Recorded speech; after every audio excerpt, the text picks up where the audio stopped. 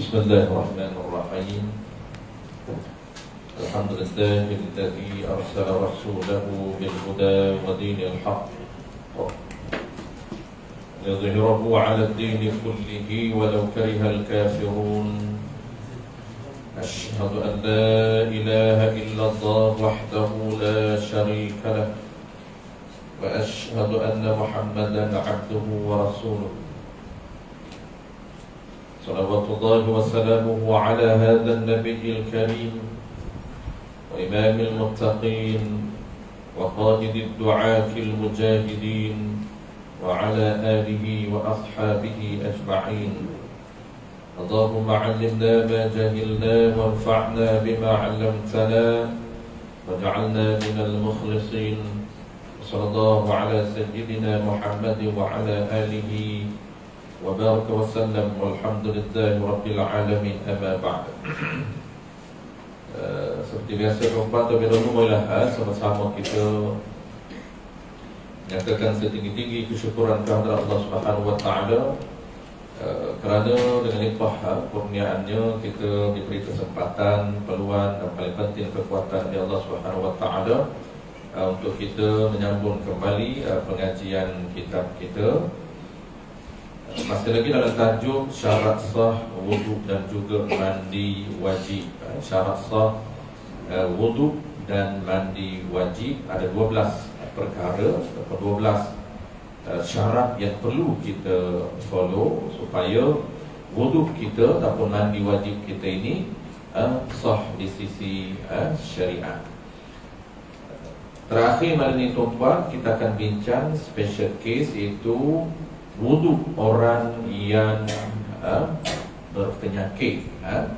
Dia ada tambahan 3 syarat tambahan yang mesti dilakukan. Ini bukan sunat, ini wajib dilakukan oleh orang yang ada penyakit, dipanggil darurah, dipanggil daimul hadas, dipanggil special case, case yang tertentu. Mesti dia tambah 3 syarat tambahan yang telah diperuntukkan di dalam mazhab kita. 12 itu memang dia dah kena follow lah, 12 syarat. Dan tambah lagi 3 bagi orang yang ada penyakit. Penyakit apa tuan-tuan kita dah sebut sebelum daripada ni, iaitu yang pertama ni ialah maksud dan imun hadas ini orang yang sentiasa berada di dalam hadas. Ada tata cara ataupun etika dia, bagaimana cara dia ambil wuduk dan bagaimana cara dia mengambil atau bagaimana cara dia solat. Dalam keadaan najis berada di badan dia, wajib dia solat. Itu dia panggil solat orang yang daimul hadas. Pertama ialah orang yang silsil bul, iaitu orang yang sentiasa keluar air kencingnya. Panggil kencing tak lawak lah, kencing tak lawak, sentiasa keluar air kencing. Kalaulah keluar air kencing dalam tempoh sempat untuk dia mendirikan sembahyang 4 rakaat ataupun maghrib 3 rakaat, ada tempoh yang boleh air kencing dia tak menitis, maka itu dia follow peraturan biasa saja. Tak perlu dia buat peraturan baru ataupun tak perlu dia ikut orang yang daimul hadas. Kenapa? Kerana dia masih ada, dia kena tunggu bila dalam 2 jam itu, bila air kecil dia okey, maksud tak menitis. Tapi kalau dah memang penyakit ni dah 2 jam waktu maghrib itu tidak ada masa untuk stop, maka dia kena buat 3 peraturan ni. Yang kedua pula, itu pertama, contoh pertama orang yang berada dalam hadas ini. Contoh pertama ialah orang yang silsil bul, iaitu keluar air kecil sedia. Yang kedua ialah silsil rih, iaitu orang yang keluar angin sedia, tentuk selalu, tak ada dah hilang. Dia panggil fungsi nak berit dah tak ada berit dah. Dia tak boleh tahan, kencing tak boleh tahan, angin tak boleh tahan. Ini problem tu pada. Jadi dia keluar selalu. Dia semasa ambil wuduk tu pun kadang-kadang tak sempat ambil wuduk, tak sempat habis wuduk dia dah keluar dah air, angin. Jangan kata nak solat. Solat ni perlu masa 5 ke 6 minit. Jadi nak ambil wuduk tu pun basuh muka je tu keluar, ataupun tengah basuh muka tu sahaja aku ambil wuduk kerana Allah Ta'ala sambil berketuk, itu memang dia kena follow peraturan ini. Itu ada orang tanya, macam mana saya ambil wuduk dalam keadaan ketuk? Memanglah, dan itu penyakit. Kalau tak penyakit, memang kena repeat lain. Tak penyakit, tak boleh dipanggil manik. Ketuk itu, angin keluar itu, dia panggil manik. Perkara yang boleh menegah daripada terangkatnya hadas. Sebab itu tak sah dia mengambil niat dalam keadaan hadas duk keluar. Dia ketika mana dia niat, aku ambil wuduk kerana Allah Ta'ala, kentut duk keluar ataupun air kecil duk keluar, itu niat dia tidak sah. Dia kena habis kencing dulu, kentut dulu habis, baru dia niat lain. Baik. Contoh yang ketiga sama juga, iaitu orang sel dam, iaitu orang yang keluar darah. Keluar darah ini bukan darah nifas, bukan darah haid, tapi darah istihadah. Dia panggil darah penyakit istihadah. Dia kena solat, ya. Pas darah dia keluar, wajib solat. Macam mana dia nak solat? Macam mana nak ambil wuduk kat dalam? Itu sama. Baik, kita tengok tuan, bagaimana peraturan yang perlu dibuat bagi orang yang sil-sil bol, sil-sil rih dan sil-sil rih ini. Qala al-musannif rahimahullahu ta'ala, pasal 10, dan ditambah bagi wudu orang yang mempunyai darurah, dan ditambah peraturan, ditambah peraturan, yakni peraturan sah wudu bagi wudu orang yang mempunyai darurah. Tambah itu 3 syarat pula. Kena tambah 3 syarat tambahan bagi orang yang ada orang yang darurah, orang yang berada dalam keadaan yang terdesak ataupun keadaan darurah. Pertamanya ialah mendahulukan istinja dan tahaffuz atas wudu. Ini yang pertama. Pertama yang perlu dia buat ialah dia kena istinja terlebih dahulu. Ini wajib. Istinja bagi orang normal seperti kita, tuan-tuan, maksud istinja ini, istinja apa dia, tuan-tuan? Hukum istinja, orang normal seperti kita, hukum dia ialah sunnah. Bukan nak solat. Kalau solat wajib kan. Ni ambil wuduk dulu. Istinja, apa dia istinja? Istinja ini menghilangkan najis, air kencing ataupun kita panggil najis, open bego nak mudah faham tu, pada bahasa muda, saya guna bahasa muda, kita panggil basuh kencing dan basuh bego. Dan juga najis yang keluar, kita tak panggil kencing, tak panggil bego, tapi najis yang keluar daripada kubur atau dubur, orang panggil istinja juga. Nanah keluar daripada kubur, istinja nama tu. Bahasa terma spesifik. Tapi kita orang Melayu, tuan-tuan, dia tak ada spesifik lah. Dia panggil basuh semua. Basuh kencing, basuh nanah, basuh darah, dia panggil basuh. Tetapi tuan-tuan, dalam segi terma syara, basuh itu umum. Jadi 2 spesifik ataupun 3 spesifik, 1 umum. Apa dia umum ni? Umum ni basuh. Basuh najis mughallazah, basuh najis sederhana, basuh najis ringan. Darah najis sederhana, basuh. Nanah najis sederhana, dipanggil basuh. Air kecil, kanak-kanak lelaki yang belum, yang masih bawah umur 2 tahun, dipanggil air kencing ringan, panggil basuh juga. Najis mughallazah, anjing, babi dan benda yang keluar daripada binatang dikacuk daripada anjing, babi, dipanggil apa? Dipanggil basuh. Umum. Tetapi ada 3 terma spesifik. Pertama apa? Pertama dipanggil istinja. Yang keduanya ialah dipanggil sama. Itu khusus. Basuh juga, tetapi khusus. Pertama, istinja ini spesifik untuk apa, tuan-tuan? Bukan umum, basuh juga, tetapi basuh spesifik kepada air kencing dan juga berak, dan juga benda nanti yang keluar oleh 2 lubang ini saja, iaitu nanah yang keluar daripada kubur Dipanggil apa? Tak panggil berak kan? Kita nanti baru dipanggil berak tuan-tuan. Tak panggil berak, panggil apa? Keluar nanah, keluar darah melalui kubur, dubur, dipanggil istinja juga. Cuma lagi ringkas tuan-tuan nak faham. Istinja, basuh kencing, basuh berak. Itu lagi ringkas kan? Apa dia ni? Istinja.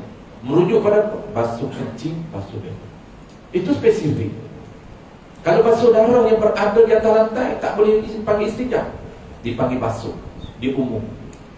Itu penggunaan terma di sisi syariat.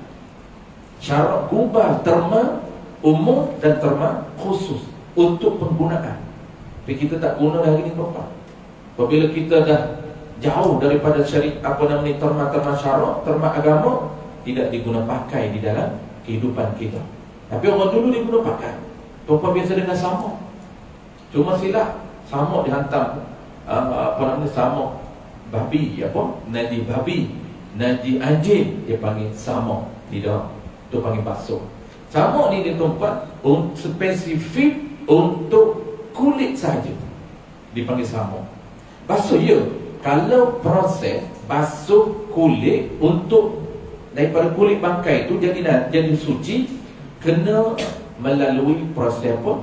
Nama dia ialah samuk. Samuk kulit bangkai. Adapun najis mughallazah, najis anjing, najis babi tidak dipanggil samuk, dipanggil basuh najis mughallazah. Boleh tak panggil samuk? Boleh lah, basuh juga. Cuma tak tepat dari segi penggunaan istilah. Itu saja. Itu dipanggil, itu yang spesifiknya.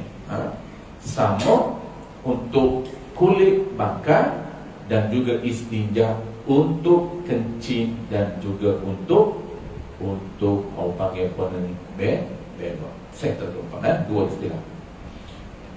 Yang pertamanya ialah yang kita perlu buat, mendahulukan istinja. Maksudnya tuan-tuan, dia kena basuh darah. Kalaulah darah yang keluar di farah kita ataupun di zakat kita, kena istinja, basuh darah dulu.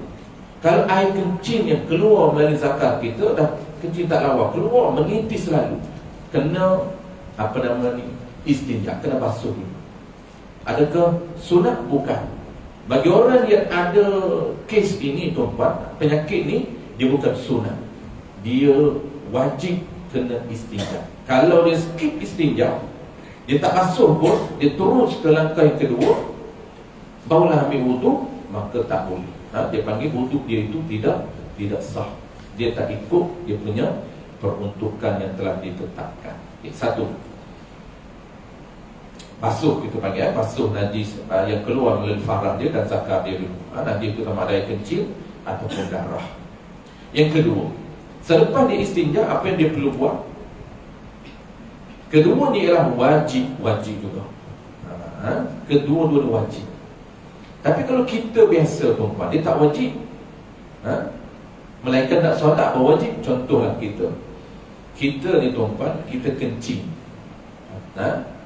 ataupun kita panggil apa, kita berak dulu. Kita dah bincang benda ni dalam tajuk, saya tak pasti, saya rasa kita dah bincang dalam tajuk istinja. Istinja, kalau tak bincang lagi akan datang mungkin tempat lain. Istinja ni dia ada hukum berak ni, hukum basuh dia. Dia ada hukum wajib basuh, dia pun sunat basuh. Wajib basuh, sunat basuh. Ada hukum yang harus, tak basuh pun tak apalah, sunat dia panggil. Jadi situasi wajib basuh berak tu bila? Ini kita dah bincang wajib ni apabila orang ada penyakit. Ni macam kita tak ada penyakit ni, kalau kita berak, adakah wajib basuh segera? Tak wajib basuh segera. Ada isu yang tak wajib basuh segera. Ada situasi wajib basuh segera. Ada isu, situasi sunat dia basuh segera. Tak wajib pun, hanya nak dapat pahala, basuh segera. Jangan lepas berak tak basuh tuan-tuan, makruh. Wajib tak wajib. Kalau wajib haram kan dia tak basuh. Ini tak wajib pun, cuma sunat. Apabila sunat basuh, dia tak basuh, makruh hukum dia. Dia berada dalam keadaan najis, itu makruh. Bila dia wajib tuan-tuan? Wajib ini apabila hampir. Ini umur-umur dulu. Kalau detailnya tengok jenis najis dia tu. Kalau najis basah berlumur wajib. Tapi najis tak basah, tak berlumur di punggung dia pun, itu tak wajib basuh. Apa nama ni, sunat basuh. Yang wajib basuh ni tuan, umum dulu, tanpa kita detailkan. Umumnya apabila hampir nak sembahyang, dia berak dengan hampir nak solat, wajib dia basuh. Sebab apa? Sebab nak kena solat. Wajib tak solat? Wajib solat. Maka dia kena sebelum solat, dia kena suci badan dia daripada najis. Sebelum solat dia kena suci badan dia daripada najis. Tapi kalau lambat lagi nak solat, apa hukum dia basuh berak? Hukum dia sunat. Bahkan ulama kata afdal basuh segera. Adakah wajib? Tak wajib basuh segera.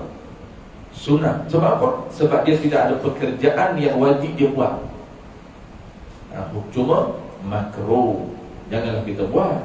Dah kata tak wajib, sunat saja. Kalau kita tak nak dapat pahala sunat, kita tak basuh berak kan? Pakat tak basuh berak. Makruh tuan-tuan. Makruh ni kita tinggal jadi dua pahala tuan-tuan basuh berak tu. Pertamanya pahala sunat, yang keduanya pahala meninggalkan makruh, dapat dua pahala.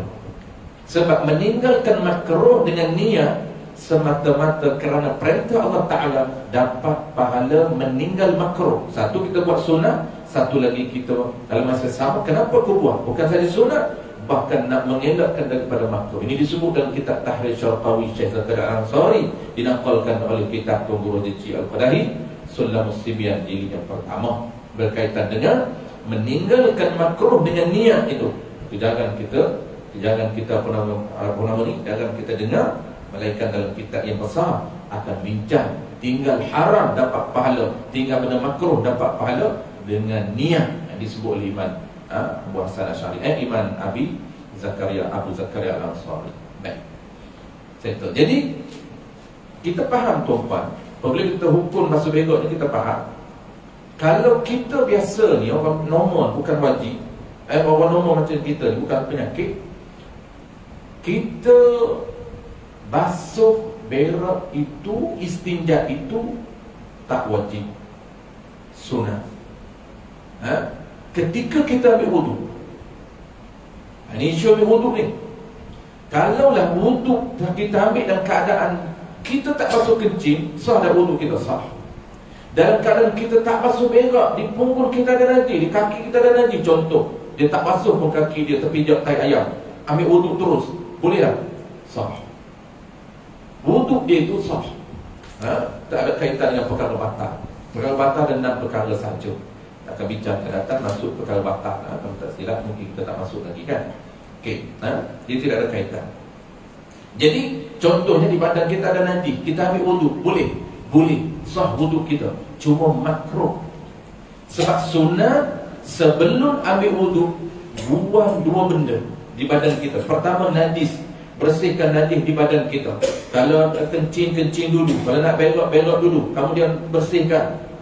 Pertama. Yang kedua, sunat sebelum ambil wudu ialah kita bersihkan kotoran yang ada di badan kita. Bukan najis, kotoran. Dipanggil bahasa syarah, bahasa fiqh dipanggil mustaqdah. Contoh apa? Contoh peluh. Sebab tu sebelum ambil wudu sunat mandi dulu.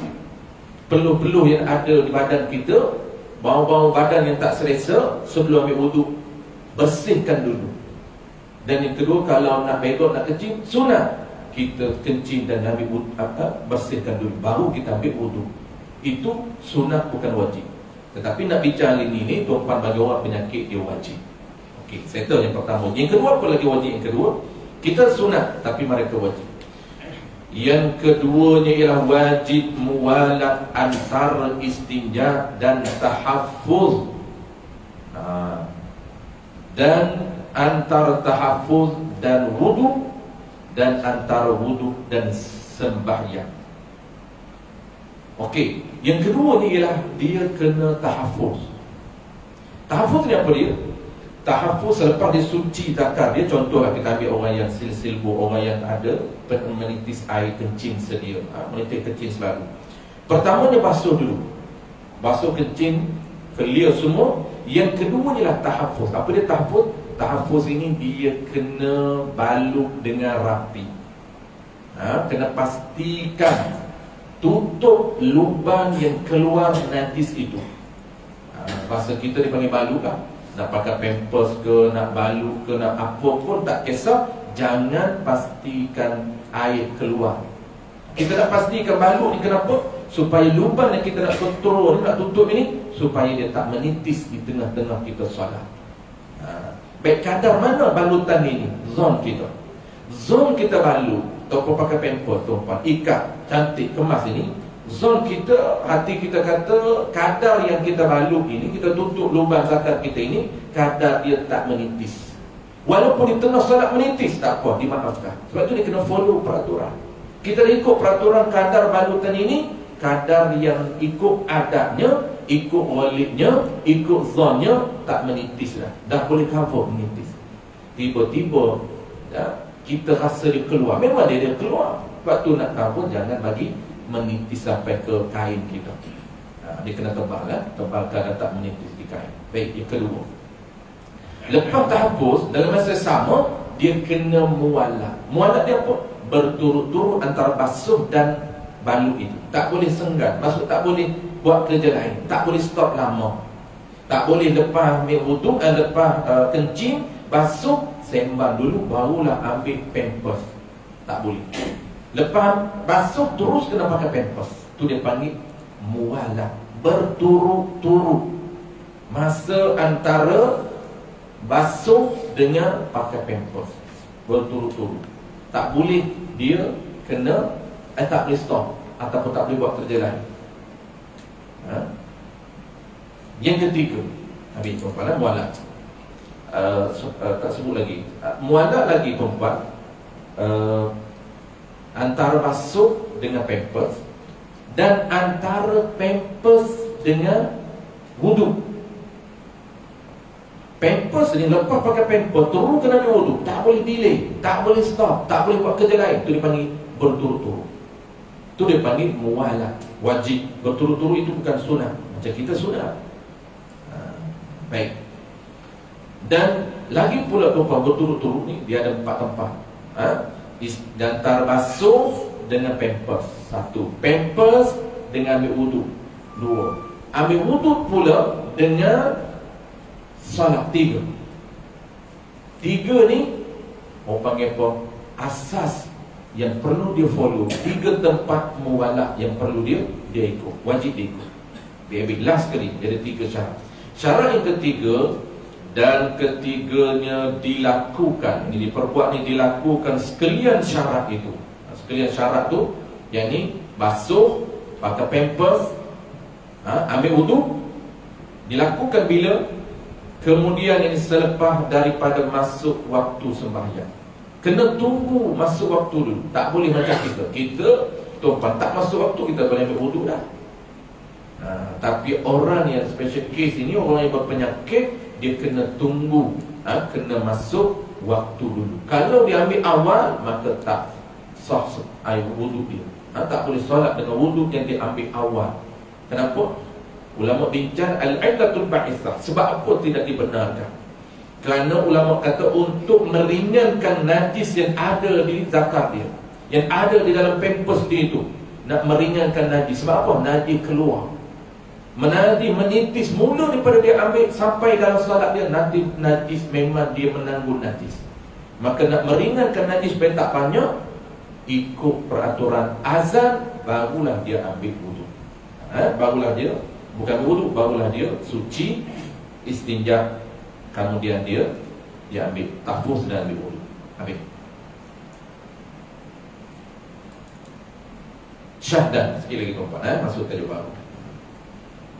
Baik, tajuk baru ni pula tuan-tuan, dah settle dah syarat sah wuduk. Itulah dia 3 syarat tambahan bagi orang yang ada isu ataupun kes tertentu ataupun mudah bahasa dia, bagi orang yang penyakit. Itulah tambah 3 syarat yang perlu dia tambah. Cuma kalau Tok Khatib bahayalah sikit tuan-tuan. Kalau orang lain ada, orang yang tak penyakit jadi Tok Khatib, kena balik ke orang normal lah. Sebab apa dia, Tok Khatib ni tuan-tuan, dia beza di antara khutbah dengan solat. Dia tak boleh satukan. Khutbah itu satu kali ambil wudu, solat satu kali ambil wudu. Dan khutbah dengan solat dia ada mualat, tak boleh lama. Lepas tu dia nak tinggal ambil wudu lain, jangan lama masa dia. Lama masa dia kena khutbah balik. Di antara khutbah pertama, khutbah kedua dengan solat, dia ada mualat. Tak boleh stop ataupun tak boleh delay lama. Baik. Tajuk baru ni pula tuan-tuan, dah settle dah cara untuk kita ambil wudu ataupun syarat ambil wudu. Maka kita nak kenal alat. Kita nak kenal alat yang dibenarkan oleh syarak untuk kita mengambil wudu. Alat yang apa dia tuan-tuan? Alat yang diturunkan di dalam sistem syariat kita, alat untuk bersuci satu sahaja, itu air. Beza dengan Nabi air. Nabi Musa AS bukan air. Itu dia beza. Sistem syariat setiap Nabi dia beza. Yang tak bezanya sama ialah sistem akidah sahaja ataupun sistem kepercayaan terhadap ketuhanan itu sama. Tapi sistem syariat melibatkan taharah, sistem bersucinya, sistem ibadatnya, sistem muamalatnya, sistem munakahatnya, sistem jenayahnya tak sama antara Nabi-Nabi. Nabi Musa AS apabila nanti sahaja kena di baju, maka dia tak boleh basuh dengan air, tak suci. Dia kena gunting buang. Tak boleh pakai, gunting. Dibuang, mana kena nanti saja kena buang. Tak boleh lagi digunakan. Berat dia punya syariat Nabi-Nabi sebelum daripada ni.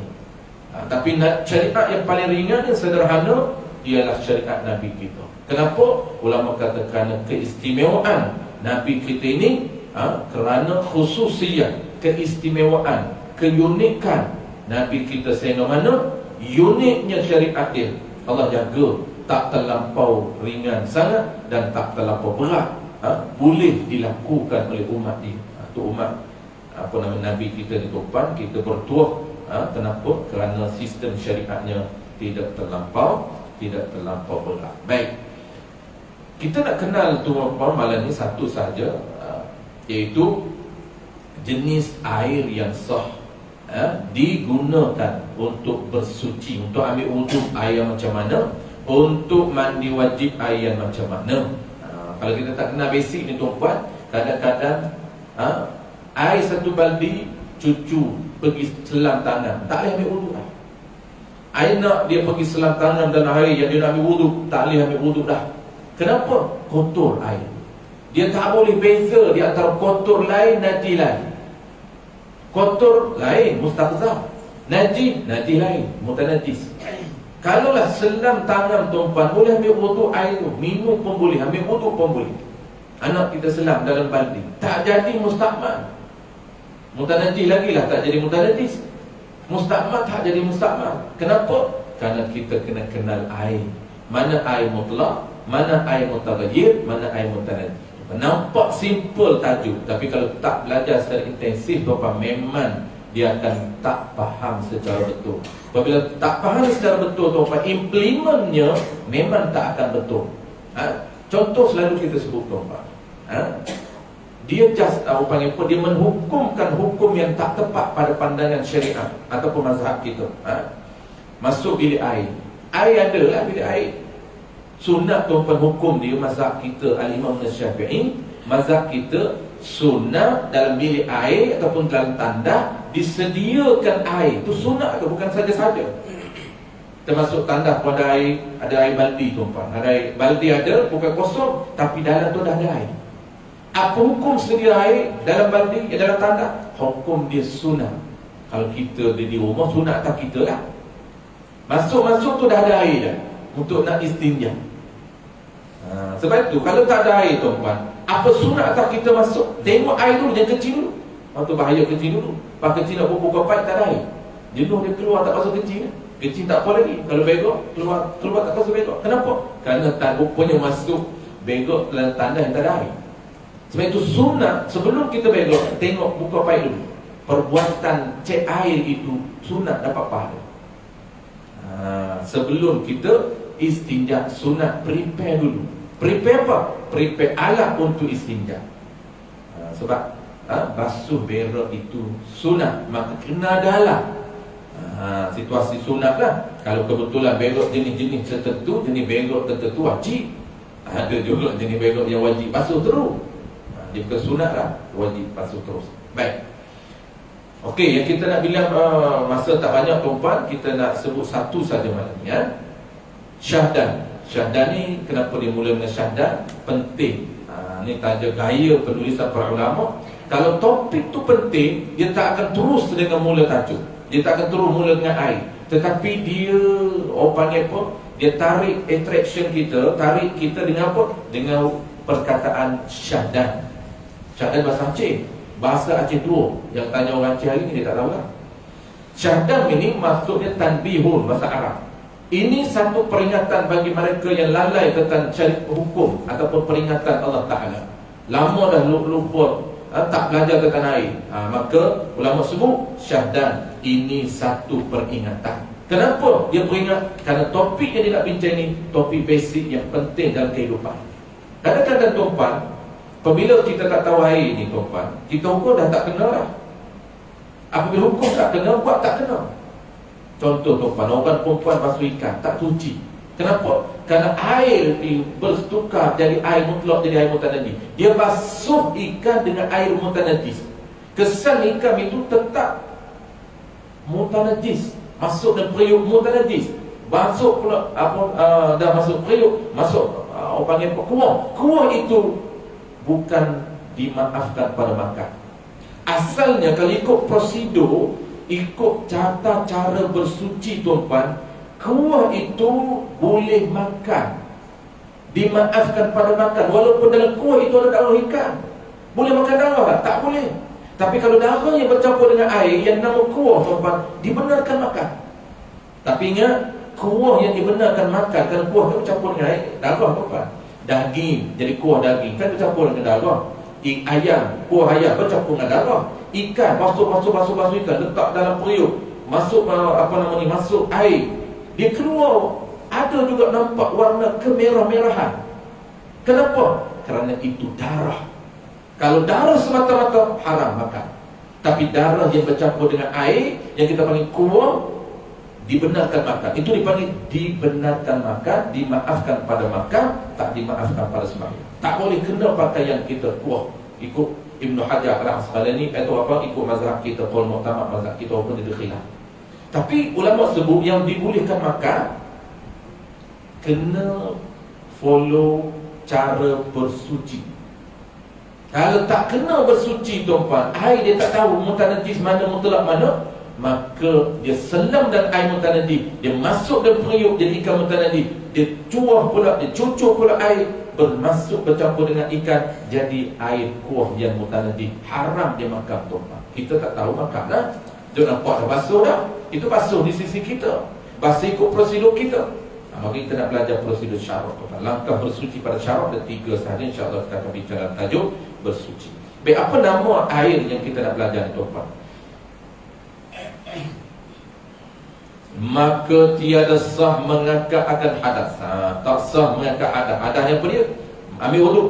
Maka tidak sah mengambil wuduk dan mandi wajib dan menghilang, yakni membersihkan najis, melainkan yang sahnya dengan air yang mutlak. Satu jenis air sahaja boleh mengambil wuduk.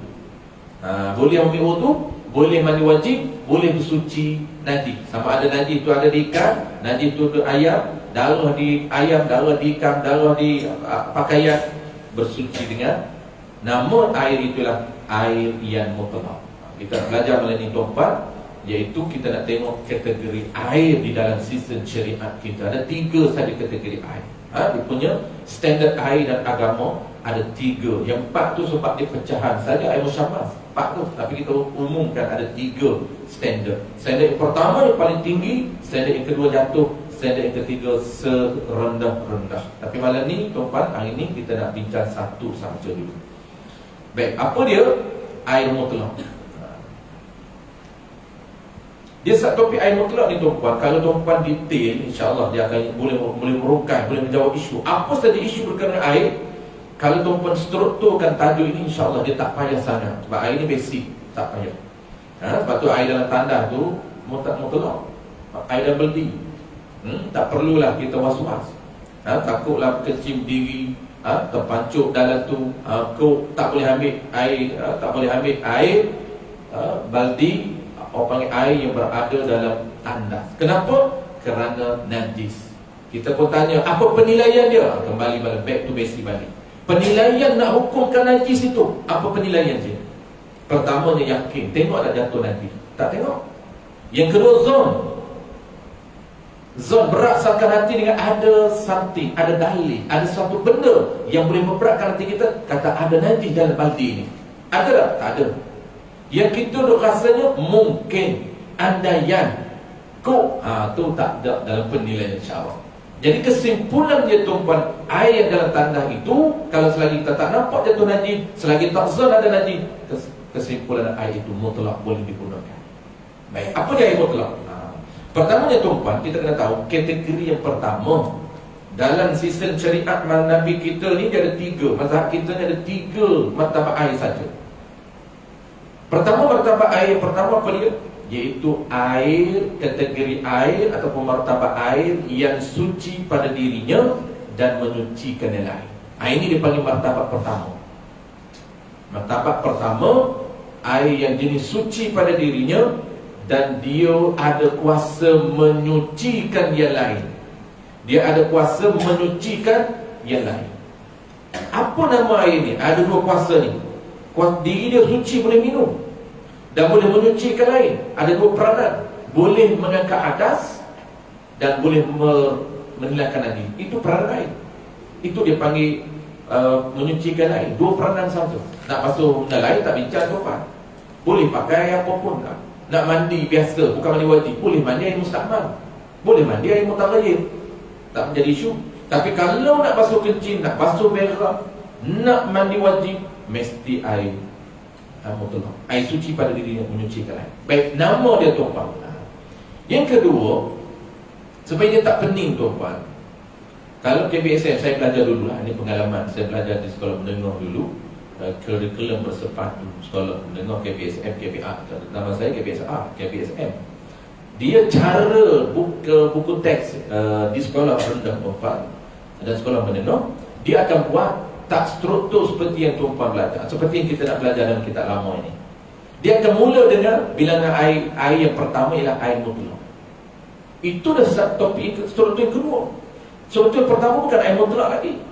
Air mutlak tu bukan kategori. Air mutlak itu ialah nama. Beza kategori dengan nama. Kategori air martabat pertama, biar kenal martabat dulu. Martabat pertama, air yang suci pada diri dia dan boleh menyucikan lain. Apa nama air itu? Barulah yang keduanya ialah, namanya ialah air mutlak. Bukan terus air mutlak. Nama dia air mutlak. Yang ketiga, apa contoh air mutlak? Baru contoh air mutlak. Tu 3 struktur asal. Yang keempat ialah sumber. Struktur last ni sumber. Baik, kita tengok air mutlak apa ni.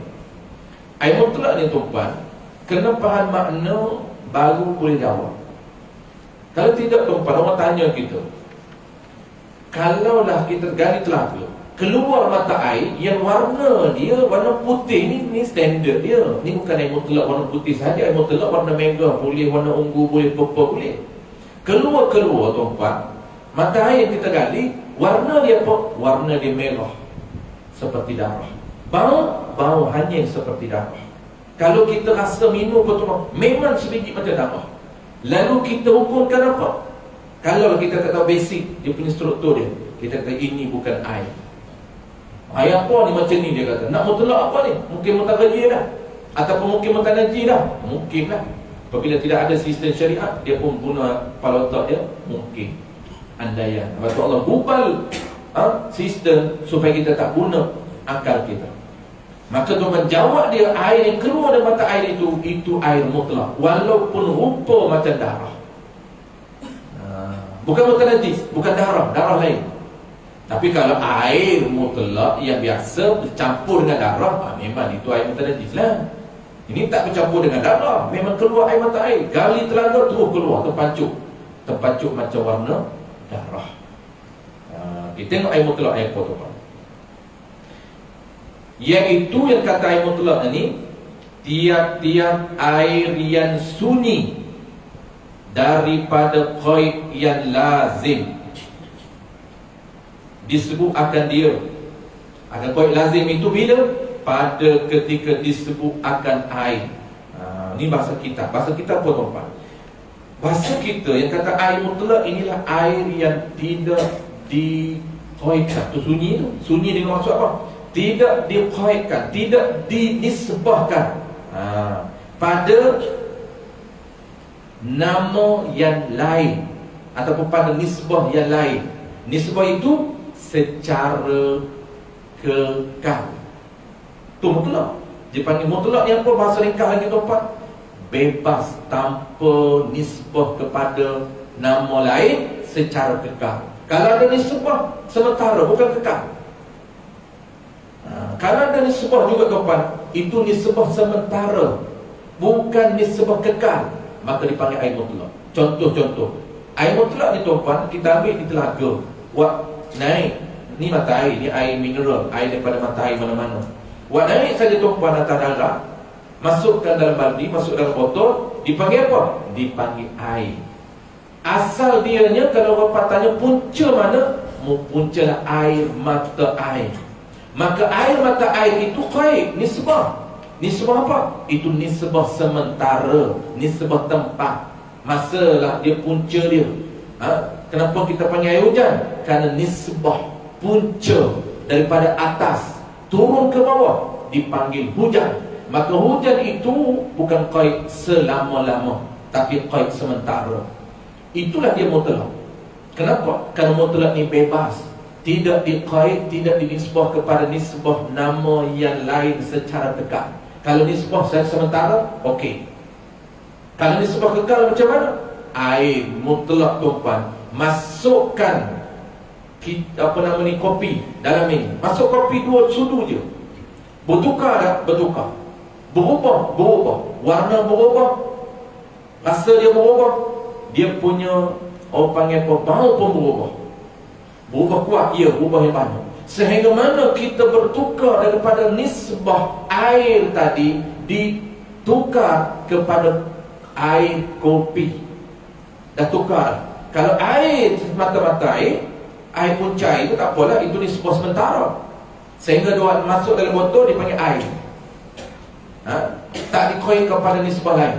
Tapi kalau lah kita masuk kopi, dia bertukar. Air apa? Air kopi.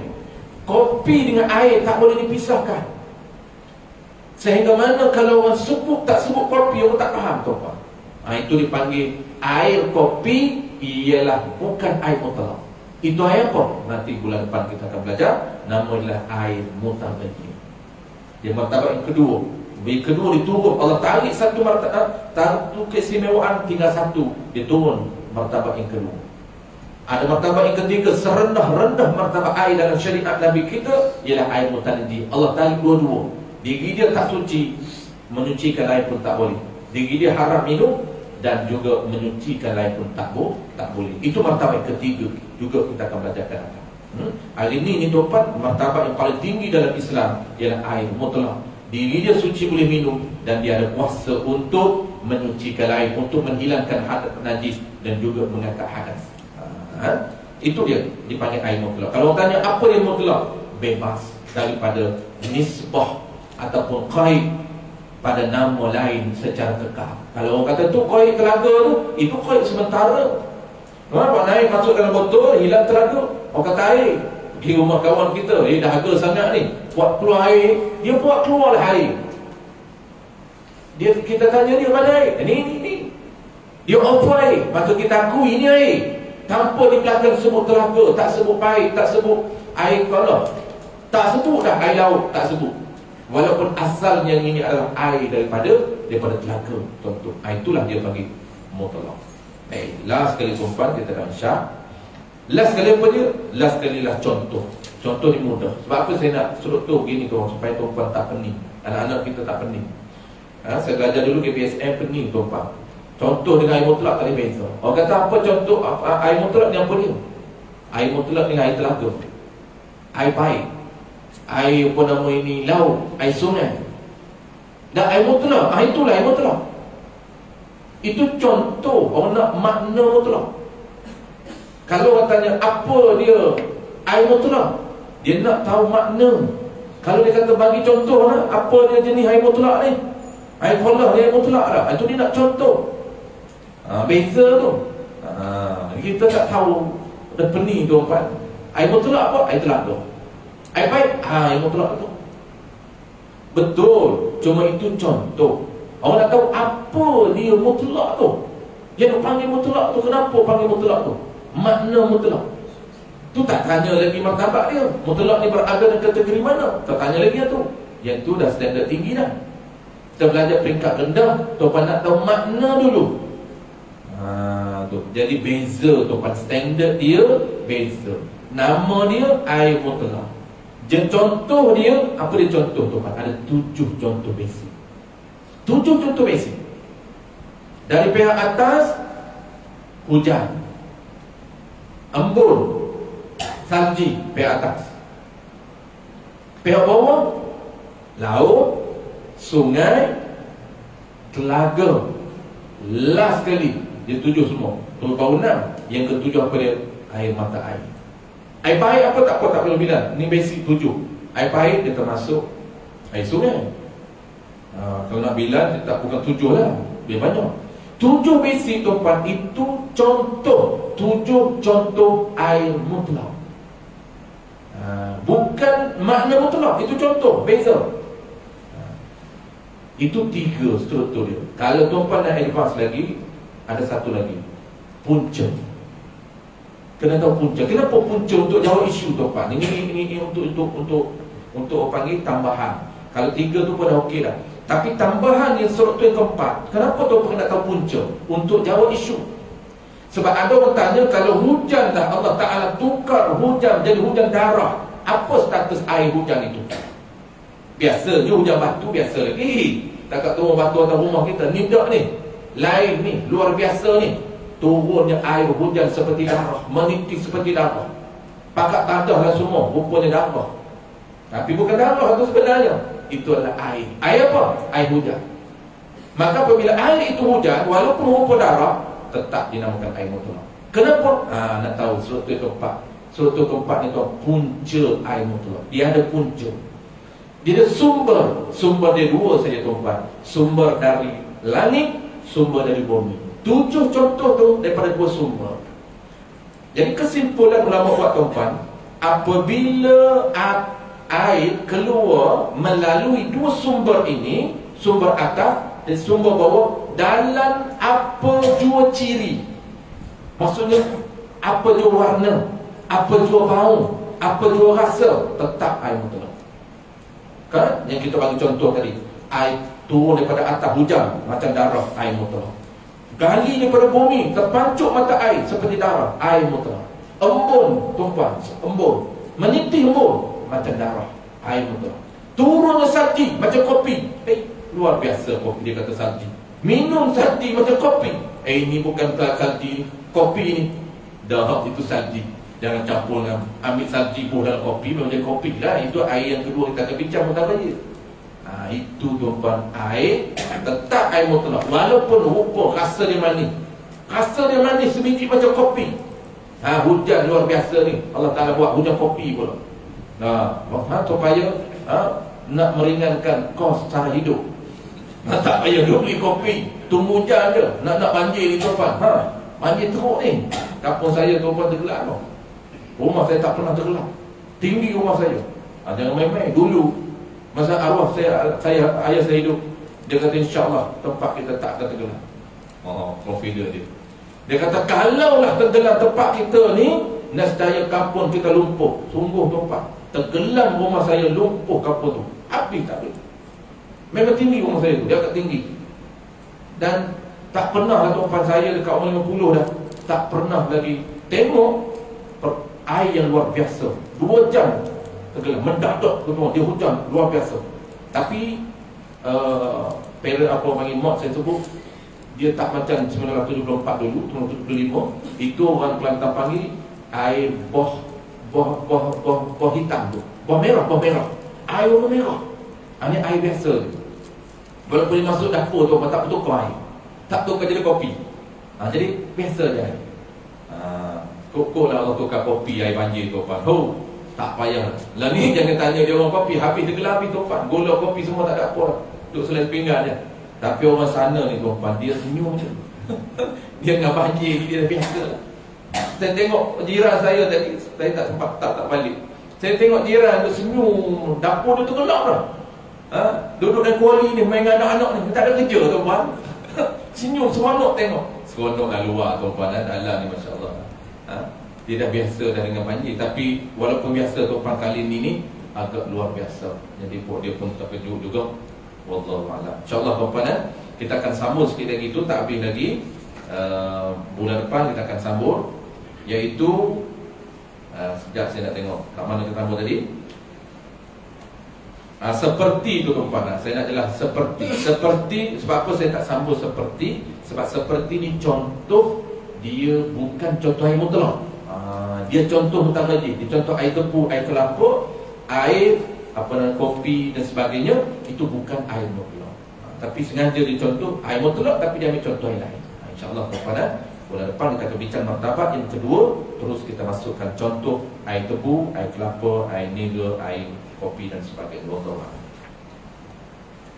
Bismillahirrahmanirrahim. Alhamdulillahirabbil alamin. Wassalatu wassalamu ala asyrafil anbiya'i wal mursalin wa ala alihi wa ashabihi ajma'in. Allahumma faqihna fid din wa 'allimna at-ta'wil waj'alna minal ulama'il 'amilin waj'alna minal mukhlisin. Wassallallahu ala sayyidina Muhammad wa ala alihi wa barakatuh wasallam. Walhamdulillahirabbil alamin.